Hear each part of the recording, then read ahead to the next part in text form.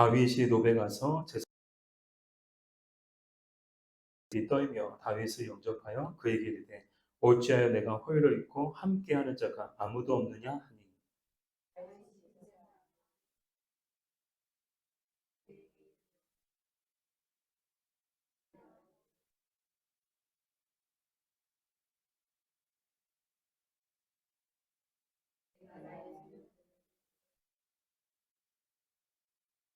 이제 당신의 수중에 무엇이 있나이까 떡 5덩이나 무엇이나 있는 대로 내 손에 주소서 하니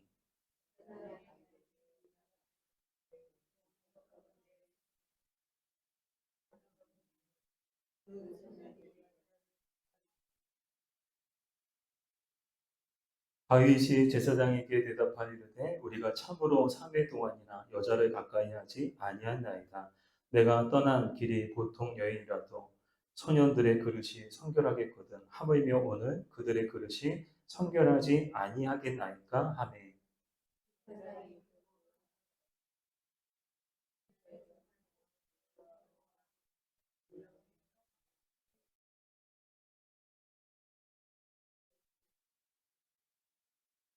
그날에 사울의 신하 한 사람이 여호와 앞에 머물러 있었는데 그는 도액이라 이름하는 에돔 사람이요 사울의 목자장이었더라.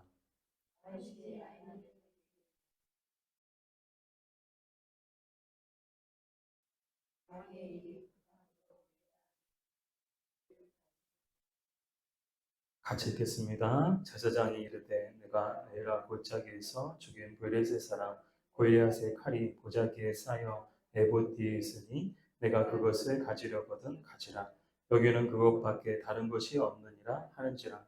다윗이 이르되 그 같은 것이 또 없나니 내게 주소서 하더라. 아멘. 우리 지난 금요 기도회 때에도 우리 다윗에 대해서 우리 말씀을 함께 살펴봤는데 오늘 본문도 이 다윗에 관한 내용이에요. 다윗이 사울을 피해서 이제 쫓겨다닐 때 그때 여러 곳을 방문했는데 오늘 특별히 이 장소가 나오죠. 이 노비라는 곳에 가게 되는데요. 이 노브는 어떤 곳인가 하면 예루살렘에서 대략 4km 정도 떨어져 있는 곳이에요. 그리고 이곳은 이 거룩히 구별된 장소인 성소가 있는 곳이죠. 또 다른 말로 이곳은 제사장의 성읍으로 알려져 있거든요. 이 제사장들이 성소에서 모여서 같이 사는 거예요. 그래서 이 지역은 예로부터 이 거룩한 곳이다. 그런 곳으로 불렸던 곳이죠. 이 다윗이 이 노베 또 성소에 나아가 제사장 아히멜렉을 만나게 되는데요. 이 아히멜렉이 다윗을 보고 어쩔 줄 몰라하는 거예요. 이 어쩔 줄 몰라하는 이유는요. 이 다윗이 갑자기 뭐 예고도 없이 뭐 사전에 뭐 온다는 예고도 없이 기별도 없이 갑자기 찾아왔으니까 갑작스러운 뭐 집에 그렇잖아요. 여러분들도 여러분 집에 제가 갑자기 찾아가면은 왜 오셨지? 뭐 때문에 오셨지? 갑자기 왜 오셨지? 누구라도 당황스러울 텐데 근데 이 아이멜렉의 모습을 보면요 두려워 떨 정도로 굉장히 난감해하고 어쩔 줄 몰라 했다는 거예요. 그럼 왜 다윗의 방문에 이렇게 제사장 아히멜렉이 두려워 떨었을까? 이것은 단지 뭐 다윗이 갑자기 뭐 온 이유도 있겠지만 그것보다 더 본질적인 이유는 무엇이었는가 하면 이 제사장에게는 영적인 그런 예민함이 있어가지고 다윗이 왔는데 또 그것도 혼자 온 거예요. 보통 이 다윗에게는 많은 사람들이 늘 다윗 주변에 있었거든요. 이 다윗이 누구예요? 그 당시에 이 제사장 아히멜렉이 알고 있던 다윗은요, 사울 왕의 사위예요. 그리고 차기 대선 주자라고 말할 정도로 정말 이스라엘 땅에서 가장 영향력 있는, 뭐 다윗 모르면 간첩이라고 말할 정도로 정말 막강한 권세와 또 실세를 갖고 있는 사람이라고 생각했는데 늘 그 주변에는 많은 사람들이 따라다니잖아요. 우리가 살고 있는 세상도 그렇지 않나요? 뭐 유명한 분들, 능력 있는 분들, 힘 있는 분들 보면 혼자 다니지 않아요. 늘 주변에 사람들이 늘 그림자처럼 따라다니고요. 또 때로는 구름대처럼 막 따라다니죠. 이 다윗도 많은 사람들을 데리고 대동하고 왔을 줄 알았는데 왜 거예요? 이 다윗 혼자 있는 거야. 이 다윗 만나 싶을 정도. 여기서 이제 이 제사장 아히멜렉은 불길한 예감이 들었던 거죠. 앞으로 어, 좀 어려운 일이 생길 수도 있겠구나. 어려운 일이 두려운 일이 발생할지도 모른다는 그런 불길한 예감 때문에서 두려워 떨었던 건데요. 정말 불길한 예감은 몰려오는데 그거는 조금 뒤에 살펴보도록 하고, 자, 이렇게 아히멜렉이 이 다윗, 왜 다윗 혼자 오셨냐 그랬더니 다윗이 얼버무리는 거야. 그냥 이렇게 왕의 특별 명령을 받아가지고 마치 우리나라 암행어사처럼, 아주 그 당시 조선시대 때 암행어사가 있었는데, 암행어사는요 뭐 관복도 입지 않고 굉장히 초라한 옷을 입고 다니면서 말 그대로 암행어사잖아요.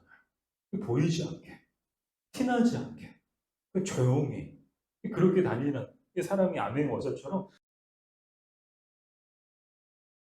비밀 명령을 받아가지고 비밀 임무를 수행하기 위해서 내가 혼자 온 거다. 그렇게 대충 얼버무리고, 다윗이 이 제사장에게 무엇을 원하는가 하면 먹을 것을 원해요. 아니, 왜 다윗이 그 많고 많은 것들 중에 이 제사장에게 요청하는 게 먹을 것 없냐고.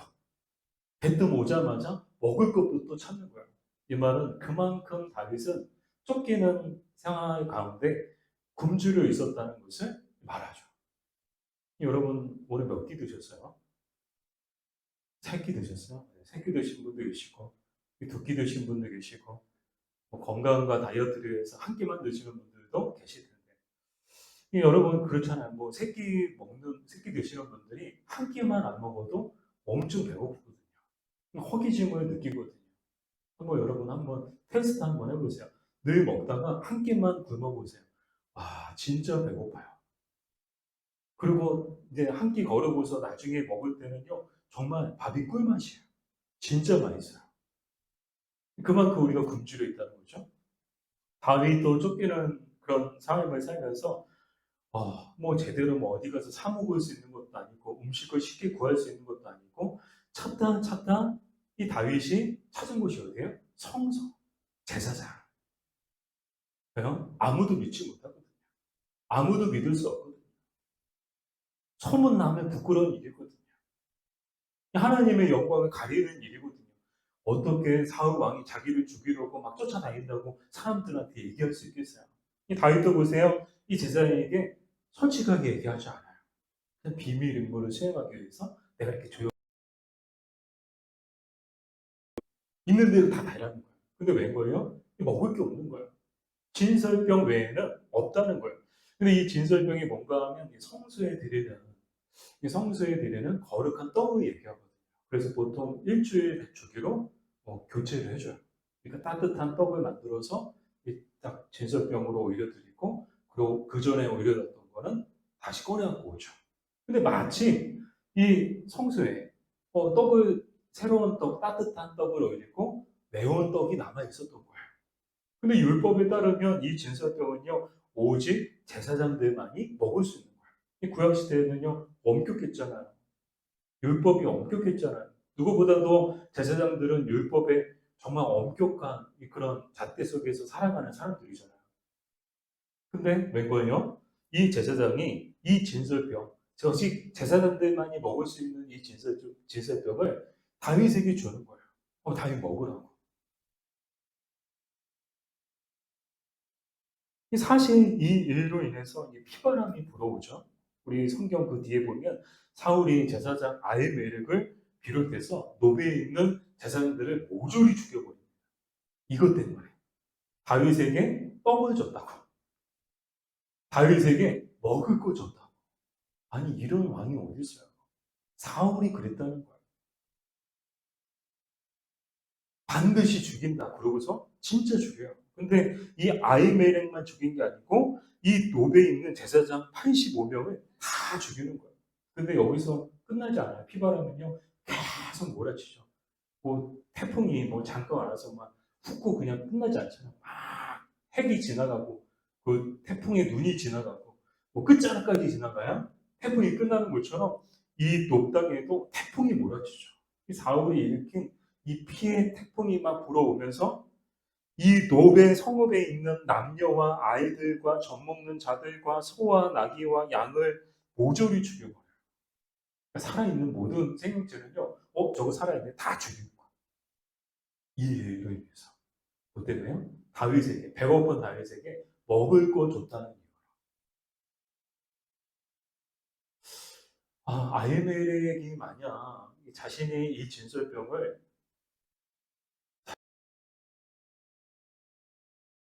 제사장들만 먹을 수 있는데 이 진설병을 율법을 어기면서까지 다윗에게 줬거든요. 다윗에게 줄 때도 뭐 다윗을 처음 만났을 때 두려워 떨었던 것처럼 불길한 예감이 들었잖아요. 뭔가 이제 두려운 일이 발생할지도 모른다는 그런 어, 인지가 있었거든요. 그럼에도 불구하고 다윗에게 떡을 준 거예요. 이런 결과가 올 걸 몰랐을까요? 저는 충분히 알았을 거라고 생각해요. 이런 엄청난 결과가 자기에게 찾아온다는 것을 알면서도 아히멜렉은 기꺼이 진설병을 내어준 거예요.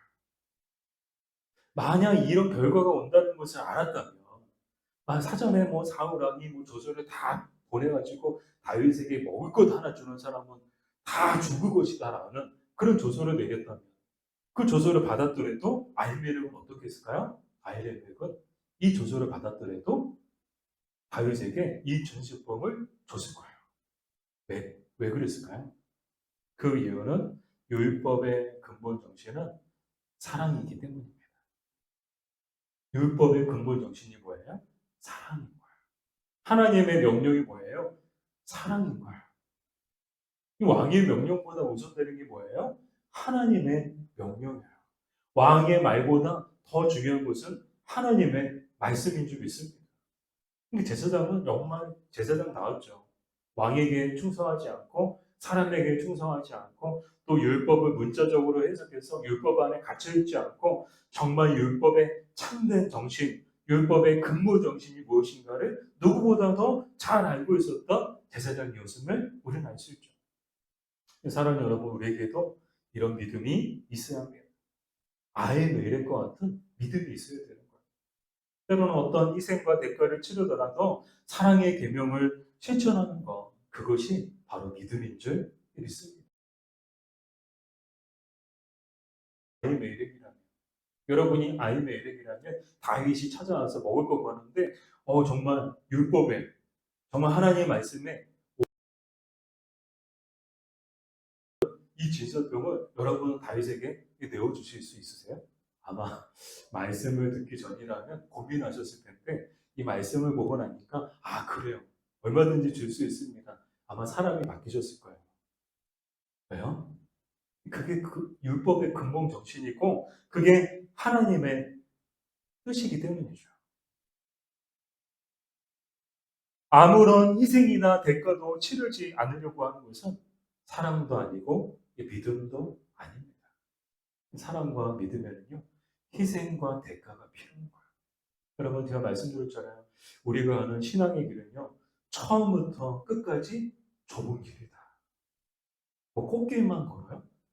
아니요, 우리는 꽃길하고 거리를 멀어요. 우리는 십자가 길이에요. 여러분, 아직 이제 혹시라도 이렇게 아직 결정 못 하신 분 계시면 빨리 나가셔도 괜찮아요. 우리 신앙의 길은요, 처음부터 끝까지 좁은 길, 가시밭길, 고난의 길이에요. 제가 하는 말이 아니고 하용주 목사님이 하신 말씀입니다.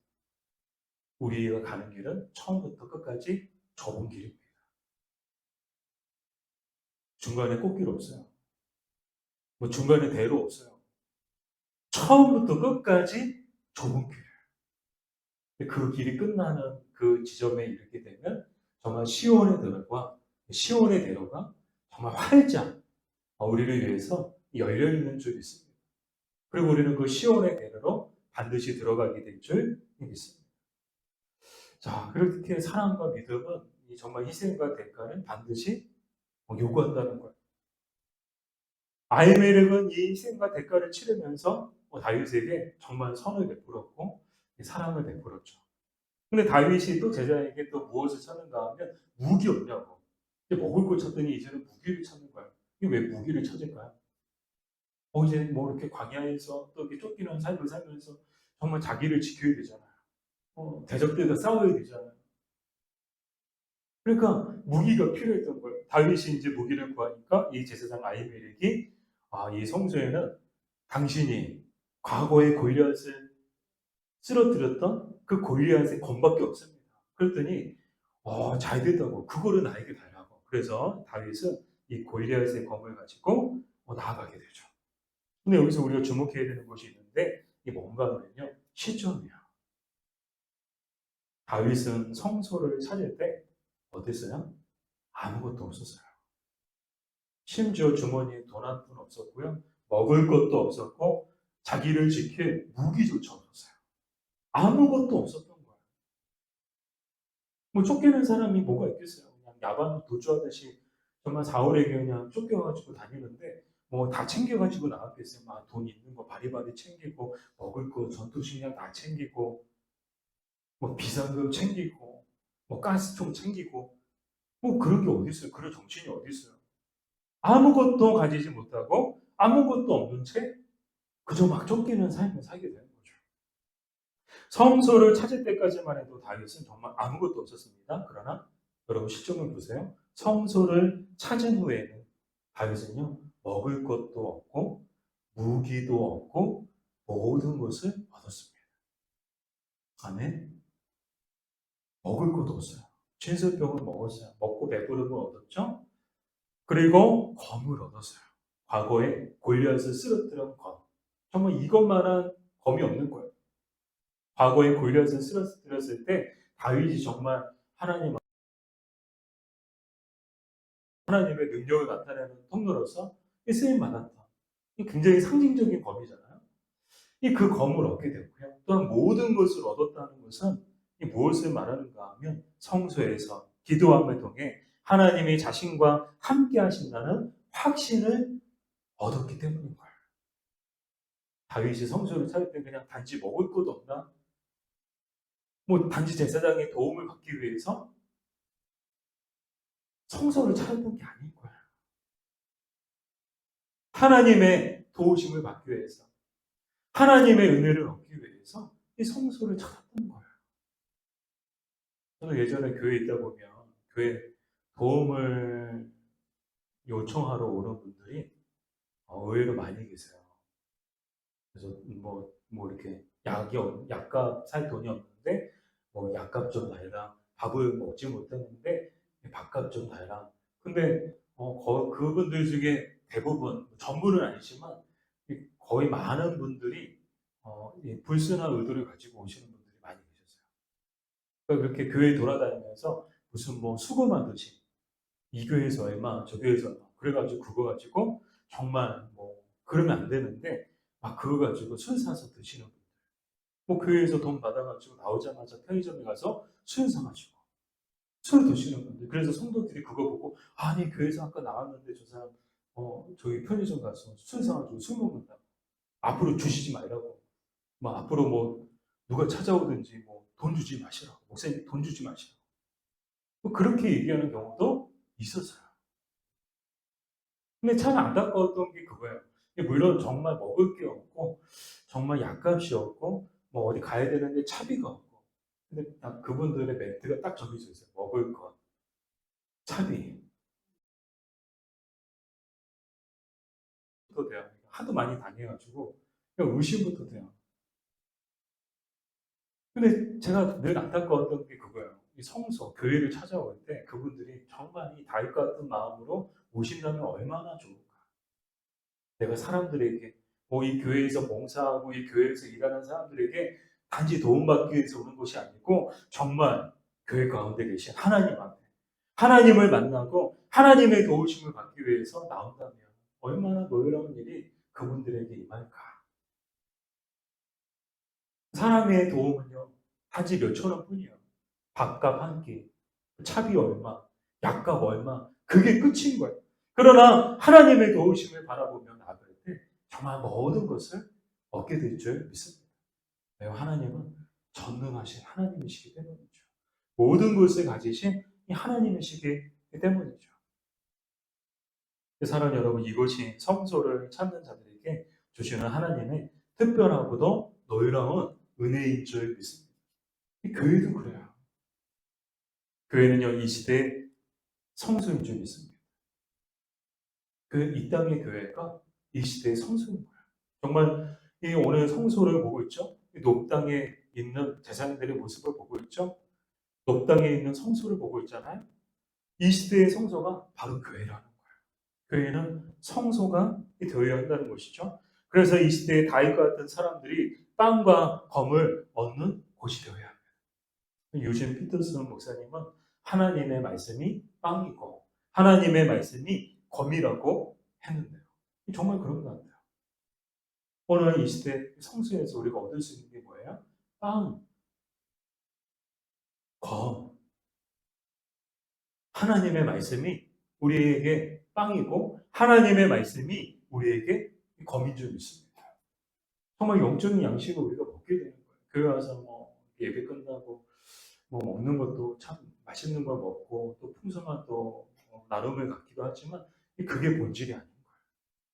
정말 교회는요 무엇을 얻는 곳인가 하면 빵을 얻는 곳이에요. 하나님의 말씀을 얻는 곳이죠. 하나님의 말씀보다 최고의 빵은 없습니다. 뭐 이 세상의 파리바게뜨 빵이 아무리 맛있어도 하나님의 말씀과는 비교할 수 없습니다. 또한 하나님의 말씀보다 최고의 검은 없거든요. 뭐 돈이 요즘에는 뭐 돈이 뭐 칼보다 총보다 더 힘이 있다고 하잖아요. 돈이 무기고 돈이 최고라고 하잖아요. 그러나 하나님의 말씀보다 최고의 무기는 없습니다. 그 어떠한 것도 이 하나님의 말씀보다 강하지 않죠. 왜요? 이 하나님의 말씀은 살아있거든요. 이 세상에 현존하는 그 어떤 무기보다도 가장 강력하고 가장 큰 힘을 갖고 있는 그 무기가 뭡니까? 이 바로 이 하나님의 이 말씀인 거죠. 사랑하는 여러분, 하나님의 말씀은 지금도 살아있고 운동력이 있어 좌우의 날선 검보다도 예리하여 우리의 관절과 골수를 찔러 쪼개기까지 하는 그런 놀라운 일을 일으키는 줄 믿습니다. 그만큼 교회는 어떤 곳이에요? 빵을 얻는 곳이고 검을 얻는 곳이고 더 나아가 모든 것을 얻는 곳이 바로 교회인 줄 믿습니다. 왜요? 하나님 만나러 오거든요. 하나님께 기도하고 하나님의 도우심을 구하심을 통해서 이 하나님의 도움을 받게 된다면 우리는 모든 것을 얻은 거예요. 왜요? 하나님을 얻는 사람이 모든 것을 얻은 사람이거든요. 하나님과 함께 있는 사람들이 정말 모든 것을 가진 사람들이거든요. 사랑하는 여러분, 저와 여러분은 하나님의 자녀인 줄 믿습니다. 자녀는 끝난 거예요. 여러분은 누구 자녀예요? 하나님 자녀인 줄 믿습니다. 따라해볼까요? 나는 하나님의 자녀다. 하나님이 누구세요? 우리 아버지세요. 아버지의 것은요, 다 아들의 것이에요. 제가 아이들한테 늘 하는 말이 아빠 건 다 너희들 거다. 너희들 것도 아빠 거고, 너희들 것도 너희 거고. 하여튼간 뭐 가족은요, 뭐 네 거 내 거 없다. 아빠께 네 거고. 그러니까 아빠 운전해도 돼. 하나님의 자녀들은요, 하나님께로부터 모든 것을 상속받게 되는 거예요. 하나님의 능력도, 하나님의 은혜도 그 모든 것을 다 상속받는 자들이 바로 하나님의 자녀들인 줄 믿습니다. 여러분, 뭐 내가 얼마나 많이 가졌나, 뭐 세상에서 그 비교함을 통해서 여러분 너무 비교의식 속에 사로잡히지 마시기 바랍니다. 우리는요, 모든 것을 가진 사람들이에요. 왜요? 하나님의 우리 아버지이시기 때문인 줄 믿습니다. 그때 우리의 모습이 다윗같이 먹을 것도 없고 무기도 없고 아무것도 없더라도 교회에 온 후에는 정말 빵도 없고 검도 없고 모든 것을 얻고 돌아가는 여러분 되기를 주님의 이름으로 축복합니다. 여러분 교회 올 때 마음이 어떠세요? 교회 꼭 가야 되나? 피곤한데 바쁜데 쉬고 싶은데 뭐 그런 마음들 있죠. 뭐 저라고 없을까요? 저도 갈수록 제가 생경 목사가 되어가고 있는 것 같아가지고 참 마음이 그냥 이렇게 이렇게 심란하더라고요. 내 본질은 못했네. 이게 정말 일하면서 목회하시는 분들의 심정을 알겠더라고요. 뭐 쉬고 싶죠. 막 그러잖아요. 제가 말씀드렸지만 주변에 뭐 교회들 보면 작은 교회들 보면 새벽 기도부터 시작해서 수요, 금요 기도에도 거의 못하는 교회들이 대부분이라고. 그냥 일주일에 한 번 모여서 예배드리는 교회들이 많다고. 왜 목사님들이 다 이러시고 성도님들도 없으니까 나오는 사람도 없고 목사님도 바쁘고 피곤하고 하니까 그냥 자연스럽게 하나씩 하나씩 없어지는 거예요. 새벽기도 없어지고 수요예배 없어지고 금요기도 없어지고 주일에 한 번 그냥 현상 유지만 하는 그런 명목적인 그런 교회로만 남아있는 그런 교회들이 참 많이 있는데요. 저도 피곤하죠. 저도 일했어요. 오늘 일해서 놀지 않았어요, 여러분. 열심히 일했어요. 열심히 일하고 또 집에서 잠깐 있다가 밥만 먹고 나와서 또 사역을 위해서, 사명을 위해서 또 열심히 준비하고 여러분 정말 기다리는 마음으로 정말 이렇게 준비하고 있었어요. 한 번 한 번 오실 때마다 얼마나 기쁜지 몰라요. 근데 오셔야 됐던 분들이 안 오면 막 걱정되고 왜 안 오시나, 마음이 막 힘들어져요. 아니 가까운데 왜 안 오시나, 무슨 일 있나, 무슨 일 생겼나. 오시면 반갑고 안 오시면 걱정되고. 이게 정말 이게 목사로서 이거는 이제 목사도 극한 직업인 것 같아요. 그런 거 하나에 막 마음이 막 이렇게 왔다 갔다 하고요. 그런 마음이에요. 교회 올 때 우리의 모습이 이 다윗의 모습 같다 할지라도 정말 아무것도 없어요. 쫓기는 삶이 정말 피곤하고 힘들어요. 배고파요. 두려워요. 그럼에도 불구하고 교회에 왔을 때 정말 빵도 없고 검도 없고 모든 것을 얻고 돌아가는 저 여러분이 되었으면 좋겠습니다. 이 밤이 되었으면 좋겠습니다.